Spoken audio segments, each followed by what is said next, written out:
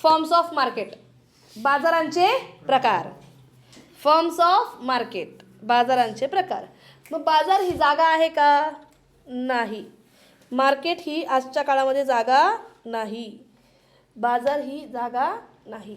Market is not a place, it is an arrangement. बघ तिथं, बाजार ही जागा नसून ती एक व्यवस्था आहे. दिलंय का बघ? बाजार ही जागा नसून ती एक व्यवस्था आहे. मार्केट इज ॲन अरेंजमेंट, जिथे अनेक ग्राहक, अनेक विक्रेते एकमेकांशी प्रत्यक्ष किंवा अप्रत्यक्षपणे संपर्कात येऊन वस्तू आणि सेवांची देवाणघेवाण करतात. मार्केट इज अ प्लेस की arrangement? Arrangement. Market is an arrangement where many sellers and buyers come into close contact directly or indirectly to exchange the goods and services. एक्सचेंजला काय म्हणतात? Seller purchase. प्रत्यक्ष किंवा अप्रत्यक्ष एकमेकांच्या कॉन्टॅक्टमध्ये येऊन वस्तू आणि सेवांची खरेदी विक्री करणे. अशा ठिकाणच्या, अशा गोष्टींना किंवा अशा अरेंजमेंटला, व्यवस्थेला काय म्हणतात? बाजार म्हणतात. क्योंकि पहिले हम जाके दुकान से वस्तू खरीदी करके लाते थे, आज हम लोग फ़ोन से भी चीज़ें परचेस कर सकते हैं through use of application, internet, है की नाही? टेलिकॉलिंग्स. म्हणजे याचा अर्थ काय रे? हा बाजार काय झाली आहे? व्यवस्था झाली आहे. आज पर्टिक्युलर जागा म्हणजे बाजार असं म्हणू शकत नाही. बाजार ही एक व्यवस्था आहे आणि ती कशाने ऑपरेट केली जाते? इंटरनेटने, कम्युनिकेशन सोर्सेसने, मोबाईल्सद्वारे, कळलं का? किंवा ॲप्लिकेशन्सद्वारे. भावना पोचली? ओके. मग या बाजाराचे आपल्याकडे प्रकार आहेत. बघा किती प्रकार आहेत. बाजाराचे टोटल प्रकार आहेत तुमच्याकडे क्लासिफिकेशन्स 3. मार्केटचे क्लासिफिकेशन, वर्गीकरण किती प्रकारे होते? 3 प्रकारे होते. एक आहे according to place, according to time and according to competition. प्लेसनुसार, स्थळानुसार. प्लेस म्हणजे काय? स्थळानुसार. बाजाराचे वर्गीकरण कशानुसार? स्थळानुसार. तर बघा कसे. एक आहे स्थानिक बाजार, एक आहे नॅशनलला काय म्हणतात रे? राष्ट्रीय, आणि इंटरनॅशनल म्हणजे आंतरराष्ट्रीय. स्थानिक, राष्ट्रीय आणि आंतरराष्ट्रीय असे 3 प्रकारचे आपल्याकडे बाजार आहेत. लोकल, नॅशनल अँड इंटरनॅशनल असे 3 टाईप्सचे आपल्याकडे मार्केट्स आहेत. ज्या ठिकाणी वस्तू बनतात त्याच ठिकाणी त्या विक्री होतात. त्याला काय म्हणायचं? ज्या ठिकाणी बनतात त्याच ठिकाणी विक्री होतात. स्थानिक बाजारपेठ. The products produced and sale at same place is called as local market. कसं market? Local market. National market म्हणजे कसं रे मग?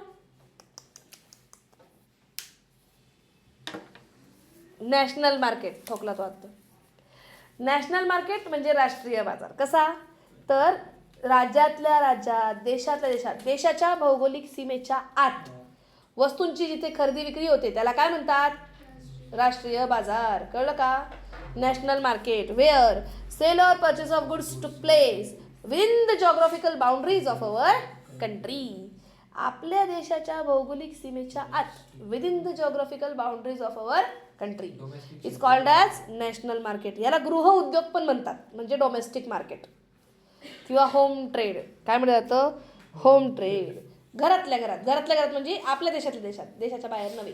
ओके. आणि where you sell or purchase goods and services beyond the geographical boundaries of our country like sell or purchase between countries is called as international market. जेव्हा वस्तूंची खरेदी विक्री ही कुठं होते? आपल्या देशाच्या भौगोलिक सीमेच्या बाहेर. याला म्हणायचं आंतरराष्ट्रीय बाजार. म्हणजे चीनने विकलं जपानला, भारताने आयात केलं USA कडनं, अमेरिकेकडनं, म्हणजे हे काय झालं? आंतरराष्ट्रीय बाजार. आणि गुजरातने विकला महाराष्ट्राला माल, हा काय झाला? राष्ट्रीय बाजार. नाशिकमध्येच बनल्या आणि नाशिकमध्येच विकल्या, स्थानिक बाजार, लोकल मार्केट. भावना पोचली का? 3 प्रकारचे बाजाराचे प्रकार कळले का? ओके. नेक्स्ट आहे टाईम. टाईम म्हणजे काय? काळ. टाईम म्हणजे काय? काळ. काळानुसार बाजाराचे वर्गीकरण. According to time classification of markets. तर अकॉर्डिंग टू टाईम किती आहेत आपल्याकडे? 4. एक आहे अति अल्प काळ, व्हेरी शॉर्ट पिरियड. एक आहे अल्पकाळ शॉर्ट पिरियड, एक आहे दीर्घकाळ लॉंग पिरियड, आणि एक आहे अति दीर्घकाळ व्हेरी लॉंग पिरियड. असे 4 प्रकारचे मार्केट्स असतात. आता ह्या short period very short period हे मार्केट्स जे म्हणताय त्यांनी, हे का म्हणले त्यांनी असं, की जसं बघा काही लोक आहेत ना फक्त आठवड्यातनं एकदाच दुकान लावतात. आठवडा बाजार झाला हा, आपल्या नाशिकला पण होतो बुधवारचा बाजार, है की नाही, आठवड्यातनं एकदाच ते धान्याचं बाजार लागतं, है की नाही. त्याच्यानंतर काही असे असतात जे आता तुम्ही बाजाराचं म्हणाल तर गणपतीच्या दिवसांमध्ये बघा, गणपतीच्या किंवा देवीच्या दिवसांमध्ये तेवढे 10 दिवसच फक्त ते लोक इथे येऊन काय करतात, त्यांची खरेदी विक्री करतात. 10 रुपयाच्या वस्तू पण आपल्याकडे मिळतात त्यांच्याकडे, है ना. 10 रुपयामध्ये सगळ्या वस्तू, 10 रुपयात सगळ्या वस्तू, 20 रुपयात सगळ्या वस्तू, 100 रुपयात सगळी खेळणी. पण हे किती दिवसांसाठी असतात, काही दिवस किंवा काही आठवडे, त्याच्यापेक्षा असतं नाही. ह्याला म्हणतात व्हेरी शॉर्ट पिरियड मार्केट, अति अल्पकालीन बाजार. Here we can not increase the supply, इथे तुम्ही पुरवठा वाढवू शकत नाही, क्योंकि हम लोग एक दिन के लिए आए तो क्या पुरवठा वाढवायचा, वाढवता येणार नाही. In very short period market supply can not be increase, अति अल्प काळामध्ये आपल्याला पुरवठा वाढवता येऊ शकत नाही. एखादा म्हणला ना, घे भाऊ 10,000 अजून मला वस्तू आणून दे, त्याला म्हणायचं अरे बाबा मी फक्त आठवड्यासाठी काम करायला होतो, आता माझ्याकडे लगेच पुरवठा वाढवला जाऊ शकत नाही, कारण मी आठवड्याच्या हिशोबाने सगळा माल बनवला होता. अभी सप्लाय तर नाही बढ़ सकता. कळलं का. पुरवठा वाढवता येणार नाही. भावना पुचली का. ओके चला. शॉर्ट पिरियड मार्केट म्हणजे काय रे, अल्पकालीन बाजार. हा कसा असतो रे, this is generally period of less than 1 year, एका वर्षापेक्षा कमी कालावधीचा असतो. लेस दॅन 1 इयरचा पिरियड असतो. हां इथे ना थोडा बहुत सप्लाय वाढवला जाऊ शकतो. कसा, कच्चा माल आणायचा, श्रमिकांना काम करायला लावायचं आणि थोडा बहुत पुरवठा वाढवला जाऊ शकतो.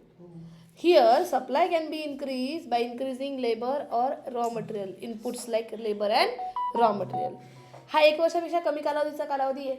इथे आपण थोडा बहुत पुरवठा वाढवू शकतो. मग नेक्स्ट आहे तो आहे कोणता, लॉंग पिरियड मार्केट, दीर्घकालीन बाजार. इथे तर तुम्ही पुरवठा कसाही वाढवू शकता, कारण 1 वर्षापेक्षा जास्त कालावधी आहे तुमच्याकडे, म्हटलं तुम्ही पुरवठा इथे कसाही वाढवू शकतात. आणि कसा वाढवता येत त्यांनी ते पण दिलं आहे. In which all the factor of production and cost, all the factor of production and cost कुठे गेलं रे, are variable and in long run firms are able to adjust all the cost. It is for a few years, generally up to 5 years. 1 वर्षापेक्षा जास्तीचा कालावधी, 5 वर्षापेक्षा कमीचा कालावधी, याला आपण म्हणतो दीर्घकालीन बाजार. आणि दीर्घकालीन बाजारामध्ये सगळेच्या सगळे उत्पादन घटक हे बदलले जाऊ शकतात. आणि म्हटल्यावर आपल्याला पुरवठा मोठ्या प्रमाणावर पण वाढवता येतो. पुरवठा म्हणजे काय रे, त्याने पैसे दिले पण आपल्याला माल तर दिला गेला पाहिजे ना, आपण देऊ शकतो का, त्याला पुरवठा म्हणतात. अति अल्प काळ आहे तर नाही देऊ शकत. अल्प काळामध्ये थोडा बहुत पुरवठा वाढवला जाऊ शकतो. दीर्घ काळामध्ये तर नक्कीच वाढवला जाऊ शकतो.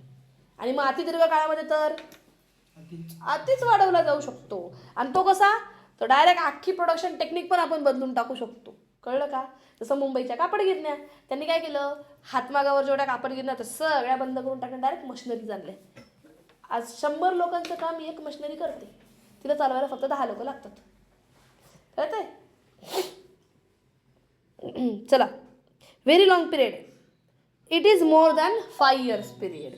Here all inputs are variable, सगळेच्या सगळे उत्पादन घटक हे पूर्णपणे आपण बदलू शकतो. भावना पोचली का.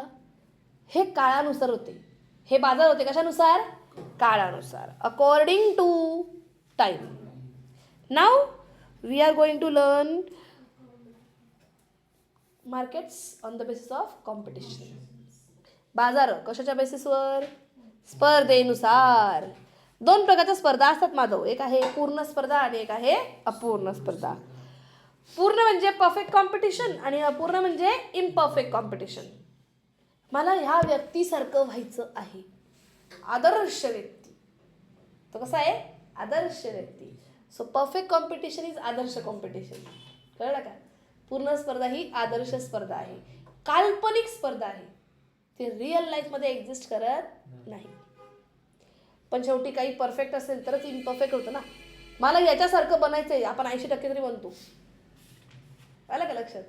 सो पूर्ण स्पर्धा नसेल तर अपूर्ण असू शकत नाही, म्हणून पूर्ण स्पर्धा सुद्धा शिकावी लागते. काय बघा पूर्ण स्पर्धा,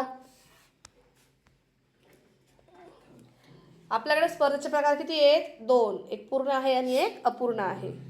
पूर्ण स्पर्धा म्हणजे परफेक्ट कॉम्पिटिशन, पाय नको आलो प्लीज. आणि अपूर्ण स्पर्धा म्हणजे इम्परफेक्ट कॉम्पिटिशन, है ना. पूर्ण स्पर्धा म्हणजे अशी स्पर्धा की जिथे सर्व उत्पादनांना पूर्णतः लवचिक मागणी असते. वाचून बघा, दिलेली डेफिनेशन जॉन रॉबिन्सननी दिलेली बघा पूर्ण स्पर्धेची व्याख्या. पूर्ण स्पर्धा म्हणजे अशी स्पर्धा जिथे सर्व उत्पादनाला पूर्णतः लवचिक मागणी असते. Perfect competition prevails when the demand for product और output of each producer is perfectly elastic. Perfectly elastic, संपूर्णपणे लवचिक मागणी असते. म्हणजे काय म्हणायचं माहिती का त्यांना? 1 रुपया जरी तुम्ही किंमत बदलाल ना, सगळ्या उत्पादनाला मागणी बदलून जाईल. एकाने 1 रुपया जरी बदलली ना तरी सुद्धा. कळतंय? आणि असा बाजार रिअल लाईफमध्ये एक्झिस्ट करतो का बरं? नाही, पण त्यांनी म्हटलंय ना, मग आपल्याला लिहावं लागेल. व्हॉट इज पूर्ण स्पर्धा? अशी स्पर्धा जिथे बाजारातील सर्व उत्पादनाला पूर्णतः लवचिक मागणी असते. Perfect competition is the competition where all the producers have perfectly elastic demand for their product or output. त्यांच्या आउटपुटसाठी, त्यांच्या उत्पादनासाठी पूर्णतः लवचिक मागणी असते. अशा स्पर्धेला काय म्हणतात? पूर्ण स्पर्धा असे म्हणतात. भावना पोचली का? नक्की कळलं का? कळलं का ग? इथं डेफिनेशन पाठ करा आणि इथंच लर्न करून टाका, मोकळं व्हायचेच. आणि या पूर्ण स्पर्धेचे आपल्याकडे काही आहेत वैशिष्ट्ये. We have features of perfect competition. 8 features आहेत. किती फीचर्स आहेत? 8. किती वैशिष्ट्य आहेत? 8 वैशिष्ट्य आहेत. तर मला एक सांगा, एक असते पूर्ण स्पर्धा, एक असते अपूर्ण स्पर्धा. एक असतो आपला आयडल व्यक्ती आणि एक असतो आपण. आयडल व्यक्तीच्या सगळ्या क्वालिटीज आपल्यामध्ये येतात का? पण काही येतात ना. म्हणजे आपण आयडल तर नाही झालो, पण आयडल सारखे झालो. आयडल जर का पूर्ण आहे तर आपण अपूर्ण आहे. भावना पोचली का? ओके, चला पुढे बघूयात. मी हे का बोलली ते नंतर सांगेन तुम्हाला. एवढं कळलं? चला, परफेक्ट कॉम्पिटिशनचं पहिलं वैशिष्ट्य, large number of buyers and large number of sellers. मी तुम्हाला शिकवताना ह्या पॉईंट्सचे आपण म्हणतो ना सारांश, गाभारा, त्याच्यातलं एक मेन थीम प्रत्येक पॉईंटमधली मी समजून सांगत असते. पण त्याच्या जोडीला तुम्ही पॉईंट्ससुद्धा वाचत जा. ते वाचायचे का? कारण मी जो तुम्हाला सारांश लिहून देते तेवढा एकटाच इनफ पडेल का? नाही ना, कुछ तो और भी लिखना पडेगा ना, डिटेल में. कळलं का? चला मग, under perfect competition there are large number of buyers and large number of sellers. असंख्य विक्रेते आहेत आणि असंख्य ग्राहक आहेत. एखादा ग्राहक म्हटला नाही मला विकत घ्यायची तुझ्याकडनं वस्तू, चाललो मी घरी. जा बाबा. Large number of buyers are there. लागल तेवढे इथं ग्राहक आहेत, लागल तेवढे बायर्स आहेत. गेला एक काही फरक पडत नाही. सेम तसंच माधव म्हटला मॅडम मला नाही विकायचं इथं ही वस्तू 10 रुपयाला, मी 11लाच विकत घ्यायची तर घ्या, तर जा घरी. चाललो मी घरी. जा घरी. Large number of buyers and large number of sellers, असंख्य विक्रेते, असंख्य ग्राहक. एखादा ग्राहक किंवा एखादा विक्रेता गेला तर वस्तूच्या किमतीवर, मागणीवर, पुरवठ्यावर परिणाम होणार नाही. कळलं का? Because there effect in whole market is marginal, negligible. ते ना अख्ख्या बाजारामध्ये कसे आहे, नगण्य आहे त्यांचा भाग. एवढा मोठा बाजार, तो एक विक्रेता म्हणतो मला नाही विकायचं, जाय बाबा घरी. पूर्ण बाजारामध्ये तुझा भाग हा कसा आहे, नगण्य. एकटा गेल्याने काही फरक पडत नाही, बाजार काही बंद पडत नाही. भावना पोचली का? कळलं? पॉईंट समजला? आधी होतं बाजाराबद्दल, त्यांनी ना 2 पॅरेग्राफमध्ये उत्तर लिहिलं आहे. पहिल्या पॅरेग्राफमध्ये विक्रेत्याबद्दल बोललं आहे आणि खालच्या पॅरेग्राफमध्ये ग्राहकाबद्दल बोललं आहे. पहा तो पॉईंट बघा, मस्तपैकी वाचा. चला नेक्स्ट काय आहे, होमोजेनियस प्रोडक्ट म्हणजे एकजिन्सी वस्तू. अन इम्पॉर्टंट फीचर, हे काय आहे, एक इम्पॉर्टंट फीचर आहे. का? कारण ना परफेक्ट कॉम्पिटिशनला त्यांनी एक आयडियल बनवलं ना, आदर्श. सगळ्यांच्या वस्तूंच्या किमती समान कशा राहतील? जर का सगळ्यांच्या वस्तू कशा असतील? समान असतील. कशा असतील त्या? समान असतील. पूर्ण स्पर्धेमध्ये असलेल्या सर्व वस्तू या कशा असतात? एकजिन्सी असतात. रंग, रूप, आकार, चव, दर्जा या सगळ्या बाबतीत त्या कशा असतात? सेम टू सेम असतात. म्हणजे size, design, colour, taste, quality, all the things in all the matters, those all products are homogeneous, identical to each other. कळलं का? वस्तू एकमेकांना कशा असतात? सेम टू सेम असतात. थर्ड फीचर आहे फ्री एंट्री, फ्री एक्झिट. मुक्त प्रवेश आणि मुक्त निर्गमन. मुक्त प्रवेश आणि मुक्त निर्गमन. मुक्त प्रवेश म्हणजे काय? Free entry. मुक्त निर्गमन म्हणजे फ्री एक्झिट. याचा अर्थ म्हणायचा असा आहे, आताच नाही का तो पोरगा म्हटला मला नाही विकायचं वस्तू, चाललो मी, हे बाई असं.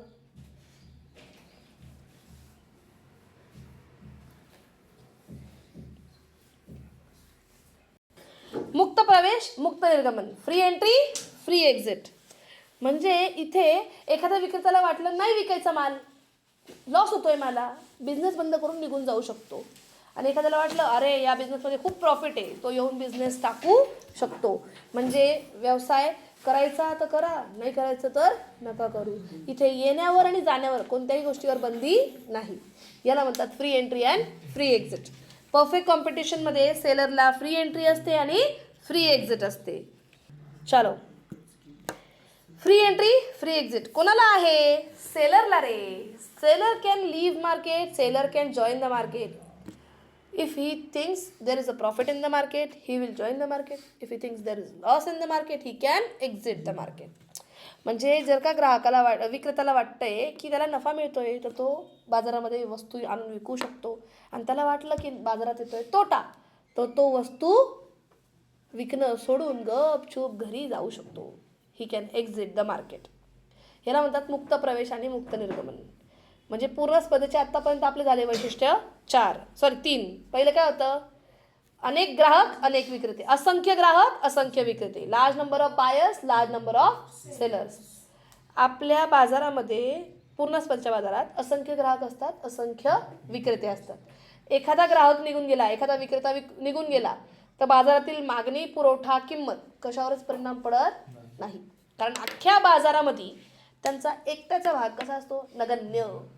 नगण्य म्हणजे कसा? मार्जिनल, निग्लिजिबल, उसको कोई नहीं देखता. समजा क्या? दुसरं काय वैशिष्ट्य होतं? होमोजेनियस प्रोडक्ट, एकजिन्सी वस्तू. पूर्ण स्पर्धेच्या बाजारामधल्या विक्रेत्यांकडे वस्तू ज्या असतात विकायला, त्या कशा असतात? रंग, रूप, आकार, चव, दर्जा सगळ्या बाबतीत एकजिन्सी. Size, shape, taste, colour and दर्जाला काय म्हणतात? क्वालिटी, ऑल थिंग्स या सगळ्या गोष्टींमध्ये कशा असतात? आयडेंटिकल टू इच अदर किंवा होमोजेनियस टू इच अदर किंवा सेम टू सेम. आणि थर्ड आहे free entry and free exit. मुक्त प्रवेश, मुक्त निर्गमन. पूर्ण स्पर्धेच्या बाजारात विक्रेत्याला नफा असेल तर तो दुकान. निर्गमन म्हणजे जाणे. त्याला वाटलं नफा आहे तो व्यवसाय टाकेल, त्याला वाटलं तोटा झाला तो व्यवसाय सोडून जाईल. कळलं? हे पूर्ण स्पर्धेच्या बाजारातला विक्रेता करू शकतो. जाण्यावर तर याला बंदी नव्हतीच कधी, पण येण्यावरही बंदी नाहीये. कळलं? ओके, या पॉईंट लक्षात ठेवा बरं का, हा नंतर कामाला येणार आहे आपल्याला. बरं, चौथा point, single price. Single price म्हणजे काय? एकच किंमत. कशी किंमत? एकच किंमत. सिंगल प्राईस म्हणजे काय? एकच किंमत. तर पूर्ण स्पर्धेच्या बाजारामध्ये बाजारातली मागणी आणि बाजारातला पुरवठा याच्यावरून किंमत ठरते. म्हणजे विक्रेता किंमत ठरवू शकत नाही. तो बाजारामध्ये किंमत करता नाही, तो किंमत स्वीकारता असतो. कळलं का? बाजारात जेवढी मागणी आहे, बाजारात जेवढा पुरवठा आहे, त्याच्यावरून ठरती किंमत. तीच किंमत त्याला स्वीकारावी लागते. पूर्ण स्पर्धेच्या बाजारातला विक्रेता हा किंमत स्वीकारता असतो. कळलं का? In perfect competition, seller is the price taker. He is not a price maker. He is price taker. He has to accept the price decided by market demand and market supply. भावना पोचली का? ही भावना समजून सांगायला जा तुमच्या त्या लेसनच्या पुढच्या पेजवर. खाली एक लाईन दिलेली आहे लास्टला आणि त्याची बाकीचं पुढच्या पेजवर आहे. ती लास्ट लाईन वाच ना भाऊ तू. हा वाला क्वेश्चन येतो आपल्याला 4 मार्काला बरं का. हा खालचा वाला क्वेश्चन. पूर्ण स्पर्धेच्या बाजारातील किंमत निश्चिती स्पष्ट करा. पूर्ण स्पर्धेच्या बाजारातील किंमत निश्चिती स्पष्ट करा. म्हणजे explain the price determination in perfect competition. तर किंमत ठरती कशी रे? आत्ताच तर बोलले मी, मागणी आणि पुरवठ्यावरून. ही पाय इकडे ये. ही पाय बाजारातली मागणी 100 रुपये किंमत होती, 5000 मागणी होती. माधवा 200 किंमत झाली, मागणी कमी झाली 4. 300 किंमत झाली, मागणी कमी झाली 3. म्हणजे किंमत वाढती तर मागणी कमी कमी होती है ना. ह्याच्या उलट साईडला पुरवठा पण आहे बघ. किंमत 100 आहे तर विक्रेता विकायला किती आणतोय? 1000. किंमत 200 झाली तर विकायला किती आणले? 2000. किंमत 300 झाली तर विकायला आणले 3000. किंमत झाली 400 तर झाले विकायला 4000. आणि किंमत झाली 500 तर विकायला आणले 5000. म्हणजे किंमत वाढली ना की मागणी तर कमी होती पण पुरवठा वाढतो. आणि ह्याच्यावरून जेव्हा आपण वक्र ड्रॉ करतो, त्या आकृतीच्या बाजूला वक्र आहे पहा, मागणी वक्र डीडी. म्हणजे मागणी वक्र काय? मम मम हा काय इथं मम. तो मागणी वक्र मम हा डावीकडून उजवीकडे काय कुठं गेला? खाली गेला. आणि मागणी वक्र पप, पुरवठा वक्र पप हा बाय, हा एस एस सप्लाय कर्व, हा उजवीकडून डावीकडून उजवीकडं वर गेला है की नाही. आणि ह्याच्यामध्ये जो सेंटर पॉईंट आला बघा, सेंटर पॉईंट या ई बघा, ई तो सेंटर पॉईंट आला बघा, ई समतोल बिंदू. तुमच्याकडे स आहे का? समतोल बिंदू स. आमच्याकडे इक्विलिब्रियम पॉईंट ई. त्याच्यावरून असे डॉट डॉट डॉट डॉट जोडत गेली बा मी किमतीवर. किती किंमत आली? 300. म्हणजे ही पूर्ण स्पर्धेत ठरलेली किंमत आहे बाजारातल्या मागणीवरून आणि बाजारातल्या पुरवठ्यावरून. आणि हीच किंमत पूर्ण स्पर्धेच्या बाजारात चालती. आणि तेच तर वैशिष्ट्य होतं तुमचं इकडे. हे बा इकडे वापस जा आपल्या प्रॉब्लेमवर, 4 नंबरच्या पॉईंटवर. सिंगल किंमत, सिंगल प्राईस, एकच किंमत. ही किंमत कशी ठरती? आत्ताच आपण बघितली, बाजार मागणी आणि बाजार पुरवठ्यावरून. भावना पोचली का? नक्की. तिले म्हणतात समतोल किंमत, इक्विलिब्रियम प्राईस. कळलं का?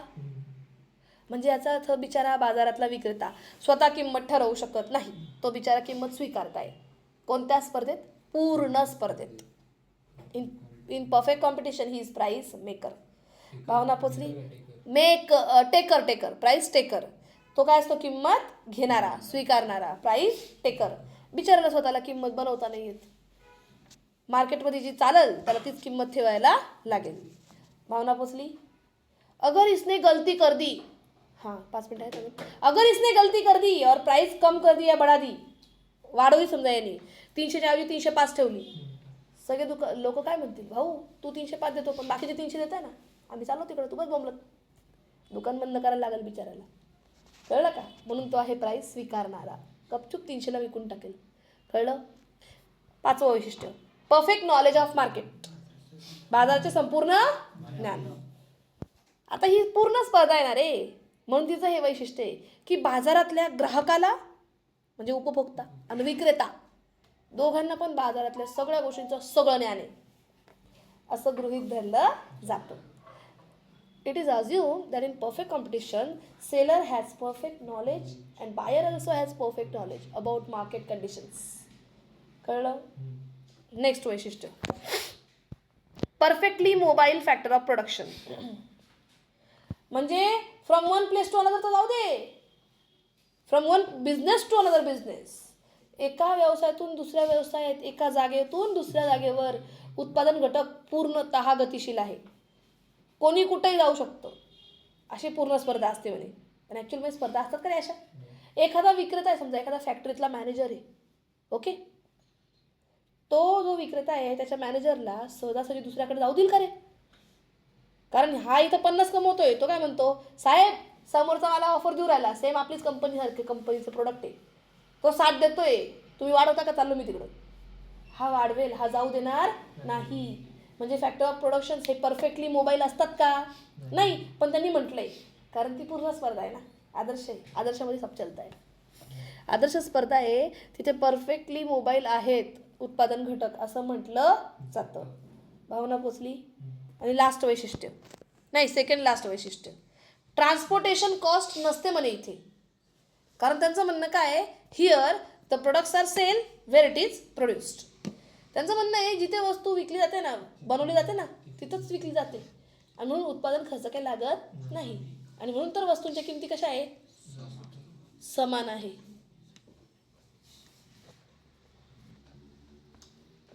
हां, त्यांचं म्हणणं काय आहे की जिथं उत्पादन होतं ना तिथंच वस्तू विकतोय म्हटल्यावर उत्पादनाचा खर्च लागत नाही, आणि म्हणून किमती समान राहायला मदत होतीये. असं हे वैशिष्ट्य आहे ह्या बाजाराचं अजून एक. ओके. आणि लास्ट वैशिष्ट्य काय आहे, नो गव्हर्नमेंट इंटरव्हेन्शन. एवढं सगळं चांगलं आहे त्या बाजारात म्हटल्यावर सरकार काही लुडबुड करत नाही. No government interference in the market असं त्यांचं म्हणणं आहे की बाजारात ना सरकारचा हस्तक्षेप नसतो असे त्यांना म्हणायचे आहे. कोणत्या स्पर्धेमध्ये, पूर्ण स्पर्धेच्या बाजारामध्ये. भावना पोचली नक्की, पक्का कळलं का. हे होते पूर्ण स्पर्धेचे वैशिष्ट्य. आणि याच्या जोडीला मी तुम्हाला तिथं घेऊन गेली ती पाहते, मागणी आणि पुरवठ्याचा वक्र. तिथे ना तुम्हाला पहिले त्या जो आपला तो पॉईंट चालू झाला ना, तिथल्या पहिल्या तीन लाईन्स आहेत त्या, full stop to full stop. पहिल्या 3 लाईन लिहिणं गरजेचं आहे. त्याच्यानंतर तो तक्ता काढणं आहे, तक्त्यानंतर आकृती काढणं आहे, आणि आकृतीनंतर 4 लाईन्स स्पेशली मेन्शन करणं आहे. बाकी तुम्ही अजून काय मेन्शन करायचं करा ना, क्ष अक्षावर हे आहे, य अक्षावर ते आहे, काय मेन्शन करायचं सगळं मेन्शन करून टाका उत्तर वाढवायला. पण 4 गोष्टी आहेत ना त्या महत्त्वाच्या आहेत, त्या लिहिल्या गेल्या पाहिजे. कोणत्या 4 गोष्टी तर ऐका. Here increase in price is decreasing the demand. जेव्हा किंमत वाढतीये तेव्हा मागणी कमी होते. And supply is increasing. आणि किंमत वाढल्यामुळे पुरवठा हा वाढतोय. And by this points we made a curve, demand curve and supply curve. यावरून आपण ड्रॉ केला काय, डिमांड कर्व आणि सप्लाय कर्व, मागणी वक्र आणि पुरवठा वक्र. And the demand curve and supply curve intersect.